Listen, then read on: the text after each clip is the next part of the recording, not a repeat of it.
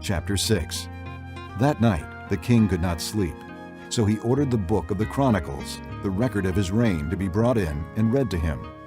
It was found recorded there that Mordecai had exposed Bigthana and Teresh, two of the king's officers who guarded the doorway, who had conspired to assassinate King Xerxes. What honor and recognition has Mordecai received for this? The king asked. Nothing has been done for him, His attendants answered.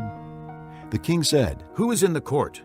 Now Haman had just entered the outer court of the palace to speak to the king about hanging Mordecai on the gallows he had erected for him. His attendants answered, Haman is standing in the court. Bring him in. the king ordered. When Haman entered, the king asked him. What should be done for the man the king delights to honor?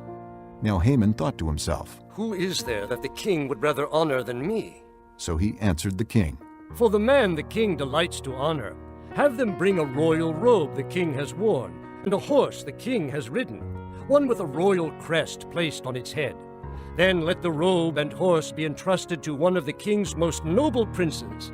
Let them robe the man the king delights to honor, and lead him on the horse through the city streets, proclaiming before him, This is what is done for the man the king delights to honor.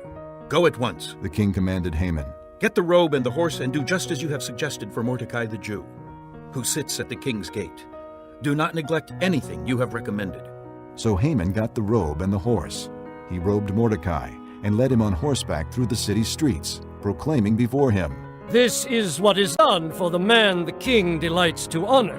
Afterward, Mordecai returned to the king's gate, but Haman rushed home with his head covered in grief and told Zeresh his wife and all his friends everything that had happened to him.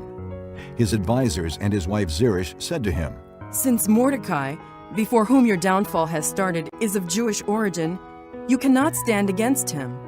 You will surely come to ruin. While they were still talking with him, the king's eunuchs arrived and hurried Haman away to the banquet Esther had prepared.